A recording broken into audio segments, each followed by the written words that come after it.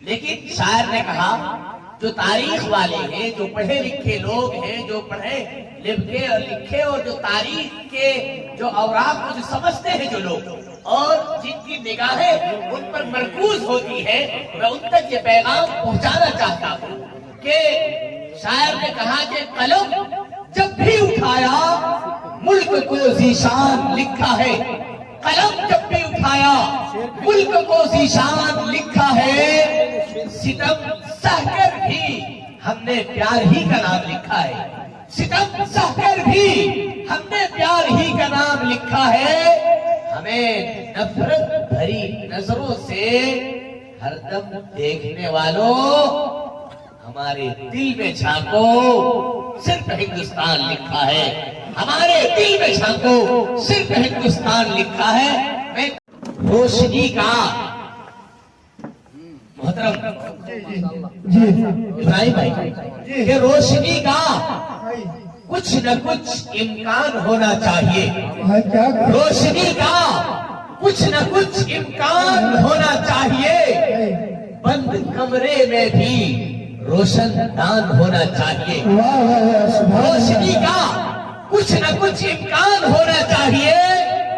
بند کمرے میں بھی روشن دان ہونا چاہیے، اور ہندو مسلم ماتھے پر جو لکھا ہو مگر، ہندو مسلم ماتھے پر جو لکھا ہو مگر، سب سے پہلے سینے کے اندر ہندوستان ہونا چاہیے، سب سے پہلے سینے میں ہندوستان ہونا چاہیے۔ اسی شعر کے ساتھ میں نہیں رکھتے وطن کے دشمنوں کو ہم کبھی ہمدم نہیں رکھتے، اور اپنے ملک سے اونچا کوئی پرچم نہیں رکھتے، اور اپنے ملک سے اونچا کوئی پرچم نہیں رکھتے۔ جب یہ ملک ہندوستان 1947 کو تن کے گورے من کے کاروں سے جب آزاد ہو گیا تو ایک انگریز چلتا ہوا ملک ہندوستان آیا۔ کب؟ آزادی کے بعد۔ آزادی سے پہلے تو انہی کے چنگل میں پورے ملک ہندوستان میں جتنے لوگ تھے، جتنے دھارمک کے لوگ تھے، اور جس طرح بھی چاہے وہ کسی بھی مذہب، ہندو، مسلمان، سکھ، عیسائی، تمام کے تمام لوگوں کو انہوں نے اپنی چنگل میں بسا کر کے رکھا تھا، لیکن اللہ کا کرم ہوا، علماء اور تمام دھارمک لوگ اس میں شانہ بشانہ کھڑے ہوئے، اور پھر فتویٰ صادر ہوا، اور اس کے بعد یہ ملک ہندوستان 1947 کو جب آزاد ہو گیا تو آزادی کے بعد ایک انگریز ملک ہندوستان آتا ہے، کیونکہ جب ہم لوگ اپنا جھنڈا لہراتے ہیں تو بڑے بڑے کھمبوں اور بانسوں اور نہ جانے پوری اوپر تک رکھتے ہیں، تو ایک انگریز مسکراتا ہوا آ کر پوچھتا ہے کہ بتاؤ اس جھنڈے کو تم نے اتنی اوپر کیسے لگایا؟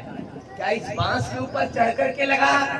یہ انگریز کو یہ تک نہیں معلوم کہ اس کو ہم کس طرح لگاتے ہیں۔ تو شاعر نے کہا کہ وطن کے دشمنوں کو ہم کبھی ہمدم نہیں رکھتے، اپنے ملک سے اونچا کوئی پرچم نہیں رکھتے، اور تلاشی شوق سے لے لو ہمارے مدرسوں کی، جو آج مدرسوں کو دہشت گردی کا اڈا کہتے ہیں، یہاں پر قرآن اور قال رسول کی صلاحیت دی جاتی ہے، اس کے باوجود کہتے ہیں کہ یہ دہشت گرد ہے اور نہ جانے کس طرح کے الزامات لگاتے ہیں، لیکن شاعر نے کہا کہ وطن کے دشمنوں کو ہم کبھی ہمدم نہیں رکھتے، اپنے ملک سے اونچا کوئی پرچم نہیں رکھتے، اور تلاشی شوق سے لوگ ہمارے مدرسوں کی جہاں قرآن رکھتے ہیں وہاں پر بم نہیں رکھتے، جہاں قرآن رکھتے ہیں وہاں پر بم نہیں رکھتے۔ اس نعرے کے ساتھ